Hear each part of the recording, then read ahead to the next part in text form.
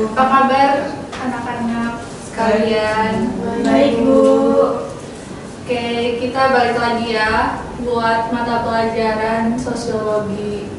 Sebelumnya mungkin bisa dimulai buat berdoa dulu. Ada yang mau memimpin doa? Adira. Adira. Sebelum memulai kegiatan pembelajaran hari ini, alangkah baiknya kita berdoa terlebih dahulu. Berdoa dimulai.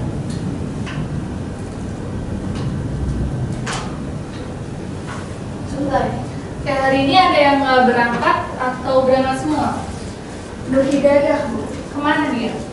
Dia katanya apa ya tadi? Nganter ibunya Kenapa ibunya sakit? nggak ke pasar.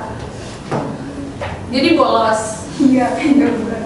Oke, jadi cuma satu aja yang nggak berangkat. Apa ada lagi? Udah.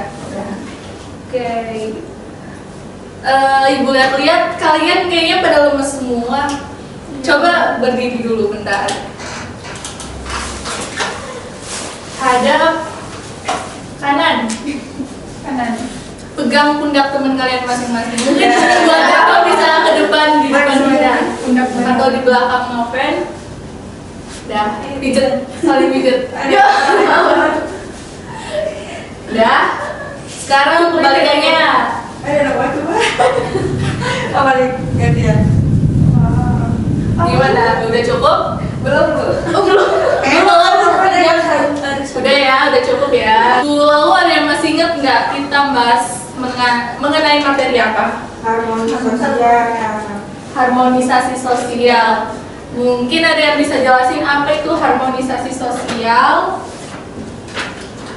Perpaduan antara keyakinan dan perilaku. Ada pendapat lain? Harmonisasi sosial Menyelaraskan segala macam perbedaan di lingkungan sosial. Oke, jadi intinya harmonisasi sosial adalah kondisi di setiap individu itu di dalam masyarakat itu selaras sesuai dengan tujuan yang ada. Untuk hari ini kita bakalan lanjutin materi mengenai konflik sosial. Ada yang tahu sebelumnya apa itu konflik sosial?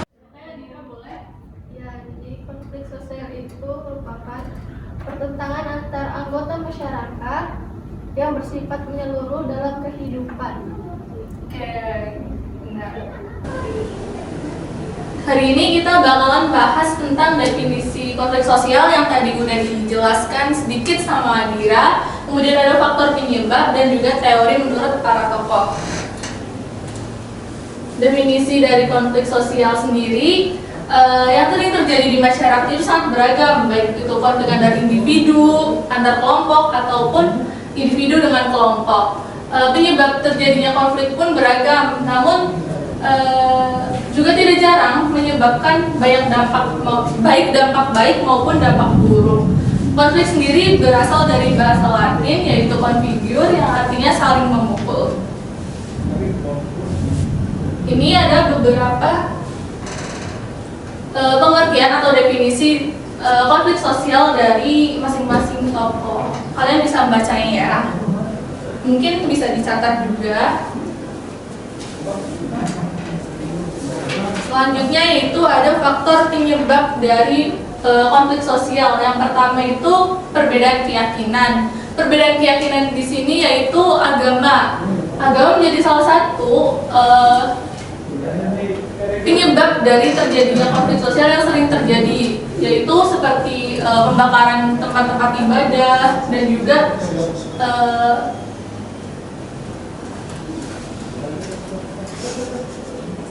dan juga yang berkaitan dengan keagamaan seperti saling mengejek satu sama lain. Kemudian kedua itu ada perbedaan kebudayaan, adanya sistem nilai dan norma sosial di antara antar etnis menjadi salah satu penyebab masyarakat Indonesia kan multikultural, jadi sering memicu terjadinya konflik. Yang ketiga itu ada perbedaan kepentingan. Untuk perbedaan kepentingan mungkin Ibu bisa minta tolong untuk dibacakan. Mungkin Mbak Noven bisa membacakan. Iya, jadi perbedaan kepentingan itu berbedanya tingkat kebutuhan hidup dapat menyebabkan perbedaan perbedaan kepentingan antar individu dan kelompok. Perbedaan ini dapat berupa perbedaan kepentingan ekonomi, politik, sosial, dan budaya. Oke, terima kasih. Untuk selanjutnya itu ada perbedaan antar individu atau antar kelompok. Mungkin kalian bisa membacanya ya. Oke, selanjutnya itu ada teori konflik sosial menurut para tokoh. Yang pertama itu ada Louis Althusser. Beliau ini menjelaskan bahwa konflik yang terjadi di masyarakat dikarenakan adanya kelompok lapisan bawah yang semakin mempertanyakan legitimasi dari keberadaan distribusi sumber-sumber langka karena dari lapisan atasnya sendiri itu sudah menguasai beberapa sumber-sumber yang ada seperti sumber daya dan lain sebagainya. Nah, Louis Althusser ini menjelaskan ada manfaat dari konflik selain hanya mendatangkan dampak buruk, yaitu yang pertama ada konflik menjadi media untuk berkomunikasi, kemudian dapat memperkuat solidaritas antar kelompok.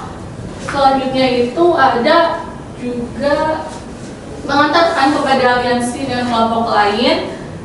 Selanjutnya itu juga adanya konflik juga menyebabkan anggota masyarakat yang terisolasi menjadi berperan aktif. Nah, Louis Althusser ini membagi konflik menjadi dua, yaitu ada realistis dan non-realistis. Untuk konflik realistis sendiri yaitu berasal dari kekecewaan individu atau kelompok atas tuntutan pekerjaan atau keuntungan-keuntungan yang terjadi dalam hubungan sosial. Seperti contohnya ada demo buruh. Kemudian kedua itu ada konflik non-realistis yang merupakan konflik yang bukan berasal dari tujuan saingan yang bertentangan, melainkan dari kebutuhan untuk meredakan ketegangan. Contoh dari konflik non-realistis ini yaitu penggunaan santet atau hal-hal yang berbau magis. Selanjutnya ada Karl Marx. Untuk Karl Marx sendiri mendefinisikan konflik yaitu dengan adanya dominasi dari pemilik modal. Berikut ini ada fakta-fakta pandangan dari Karl Marx. Kalian bisa membacanya ya. Nah, setelah tadi Ibu sudah menjelaskan beberapa materi terkait dengan konflik sosial, mungkin kita bisa kuis dulu untuk mengukur seberapa paham kalian mengenai materi yang sudah Ibu jelaskan. Untuk kuis kali ini kita pakai media Quizizz. Udah pada tahu kan? Tahu.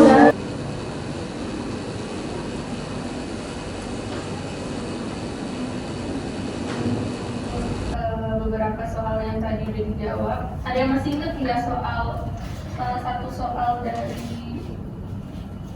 kuis tadi? Dukun. Ada gambar dukun. Gambar dukun itu termasuk konflik apa? Konflik realistis. Oke, betul. Jadi masih pada ingat ya? Setelah Ibu menjelaskan tadi, mungkin Ibu akan bertanya, dari kalian ada yang masih ingat nggak sih faktor-faktor penyebab dari terjadinya konflik sosial yang ada di masyarakat? Ada apa aja? Ada perbedaan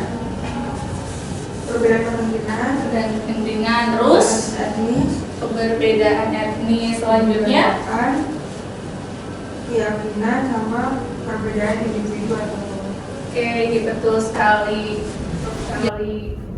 Jadi, tadi Ibu lupa menjelaskan tujuan dari pembelajaran kita hari ini. Jadi, tujuan pembelajaran kita membahas mengenai konflik sosial yaitu kita sama-sama bisa mampu untuk menganalisis konflik yang ada di masyarakat serta bisa memberikan solusinya agar tidak terjadi konflik.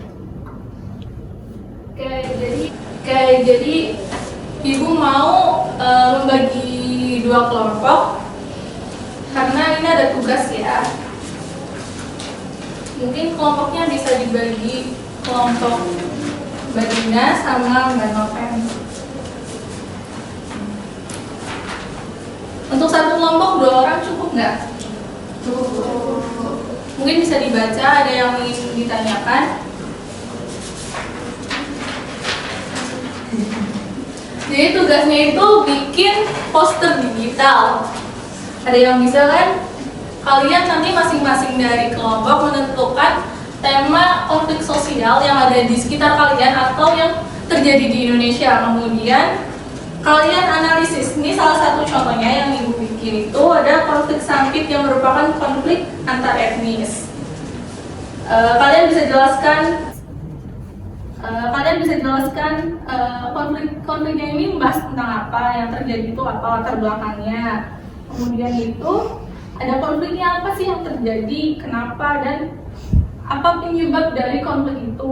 Selanjutnya itu ada dampak yang ditimbulkan dari konflik tersebut, konflik yang terjadi. Selanjutnya itu ada resolusi yang dilakukan dari konflik tersebut itu apa. Mungkin kalau konfliknya belum ada resolusinya, kalian bisa menganalisis sendiri menggunakan analisis dari teori-teori ataupun materi yang tadi sudah ibu jelaskan. Ada yang ingin ditanyakan? Oh ya, untuk desain dari posternya itu nanti kalian upload di Instagram masing-masing. Untuk caption dan lain-lain itu ada di keterangannya, ada di lembar itu ya, lembar penugasan. Sudah cukup? Oke, mungkin ada yang bisa memberikan kesimpulan untuk pembelajaran hari ini itu apa? Oke, mungkin Rahma bisa menjelaskan.